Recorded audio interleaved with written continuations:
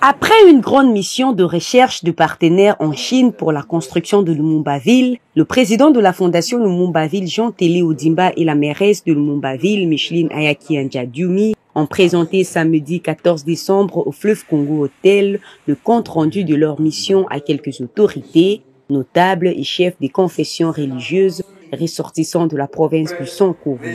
L'objectif principal de cette mission a été atteint et un accord a été conclu entre la Fondation Lumumba-Ville et la société China Communication Construct Company, dans lesquelles cette société promet d'accompagner la Fondation Lumumba-Ville à la recherche des fonds qui élèvent à 300 millions de dollars pour réaliser ce projet de construction de 1395 km pour le route avec plusieurs axes différents, plus 75 ponts à réhabiliter, la construction et la réhabilitation des aéroports, enfin la construction et la réhabilitation des infrastructures de base de Lumumba-Ville. Les participants de cette assise ont loué l'initiative et sont prêts à soutenir et accompagner la Fondation Lumumba-Ville dans sa mission à pouvoir moderniser cette ville créée en l'honneur du héros national Patrice Emery Lumumba.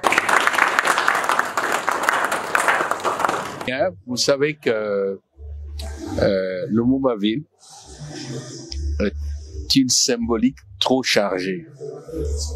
Chargée d'abord parce que c'est un idéal porté par quelqu'un, par un Congolais, à un moment très difficile de l'histoire de notre pays, 58, 59, 60. Chargée aussi parce que Lumumba-Ville est une représentation à l'extérieur de la valeur du Congolais portée par la personne qui a donné son nom prestigieux à la ville.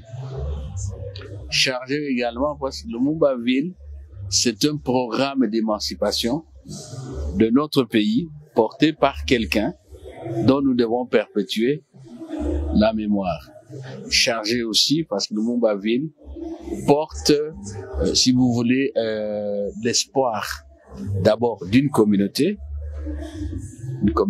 congolaise, une communauté à l'intérieur de la communauté congolaise, et l'espoir aussi de l'ensemble de notre pays vers l'avenir.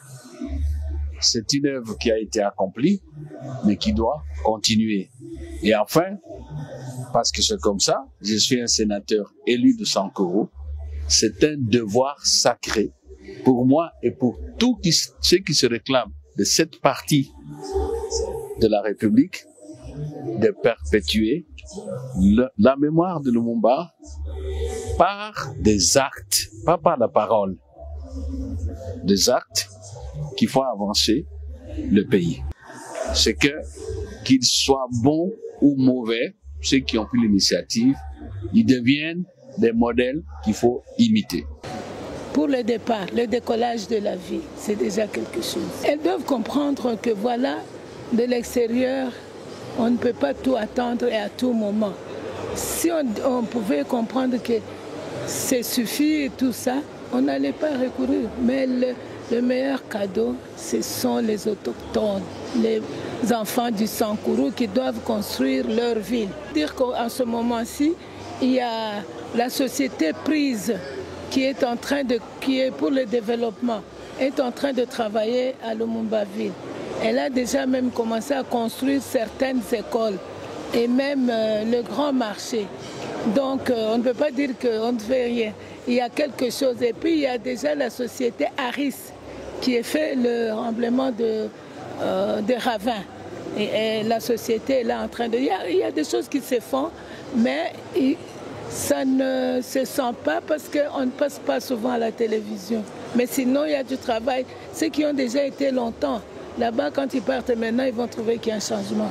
Pas question de chaque fois les études et tout ça, ça prend trop du temps. Moi, je veux voir les coups, les pioches sur le marché. Mais d'ici là, ils vont arriver. Du moins, on ne passera pas la moitié de l'année prochaine parce que nous aurons à inaugurer le centenaire de la naissance de Lumumba. Que toutes les filles et les filles du Sankuru puissent se réunir ensemble pour construire Lumumba-Ville. Et surtout au niveau du Sankuru, Et vous allez remarquer que c'est un projet de complémentarité. Il y a d'autres gens qui ont commencé avec nous, mais nous, on ajoute un plus pour le développement. Et ce qui est important, c'est le désenclavement. Sans le désenclavement, on ne peut pas espérer le développement.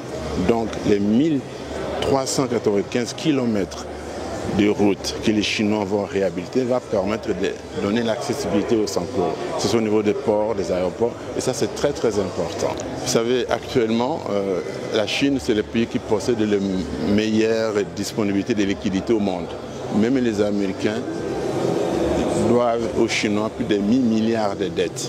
Donc les Chinois ont la liquidité. Alors nous, qu'est-ce qu'on fait? C'est de travailler avec les gens qui ont les moyens. Ce qu'on appelle dans le jargon les investissements multipolaires et financement multipolaire. Ce n'est pas dans le classique comme avant avec l'Occident, les choses changent complètement.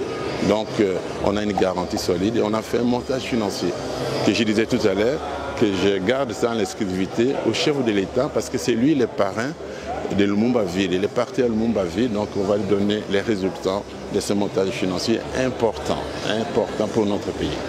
Le rapport, il est simple.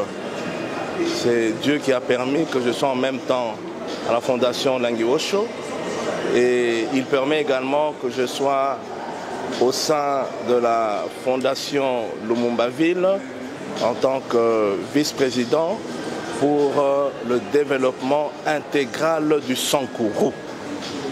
Car Sankuru, longtemps oublié dans tous les secteurs, dans tous les domaines, et Dieu a permis que je sois administrateur au sein de la Fondation Lumumba-Ville et je pense que Dieu fera en sorte que tout ce qui m'est confié, attribué, arrivera à échéance pour le rayonnement de cette province. Effectivement, Papa Olangi, de son vivant, nous exhorta, à moi et au président de la Fondation Lumumba-Ville, M.